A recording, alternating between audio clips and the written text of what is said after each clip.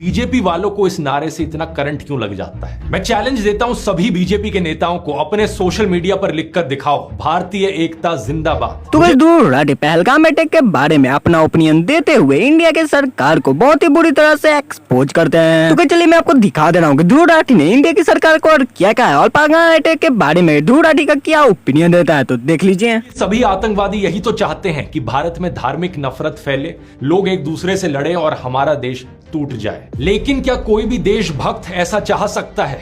कभी भी नहीं। कोई भी देशभक्त यही चाहेगा कि मेरा देश मजबूत रहे, अखंड रहे। देशभक्त तो एक ही नारा बोलेंगे, भारतीय एकता जिंदाबाद।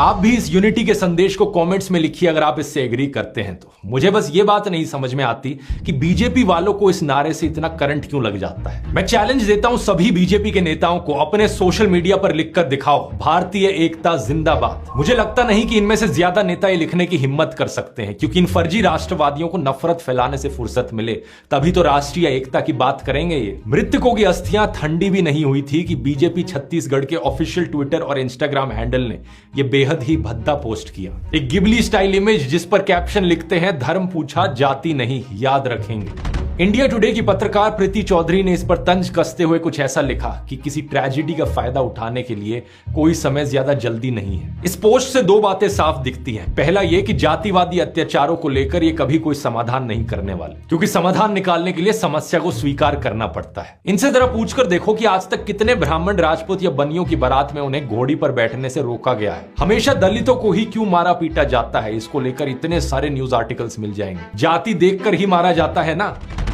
दूसरी बात इस पोस्ट से पता चलती है कि बीजेपी वाले देश में धार्मिक नफरत फैलाते रहेंगे। ये आतंकवादियों का जो एजेंडा है देश को तोड़ने का, हिंदुओं को मुसलमानों से लड़वाने का, देश को सिविल वॉर की कगार पर ले जाने का, यही एजेंडा बीजेपी के लोग भी फॉलो करते हैं। चारों तरफ आप इन लोगों की पोस्ट देखोगे सोशल मीडिया पर, सिर्फ एक ही चीज पर फोकस करते हैं, हिंदू वर्सेस मुस्लिम्स। ये चाहते हैं सभी हिंदुओं के अंदर डर बैठे, आतंकवादियों से नहीं बल्कि अपने देश के मुसलमानों से, अपने पड़ोसियों से, अपने दोस्तों से। ये चाहते हैं सभी मुसलमानों के अंदर डर बैठे, आतंकवादियों से नहीं बल्कि अपने देश के हिंदुओं से, अपने पड़ोसियों से, अपने दोस्तों से।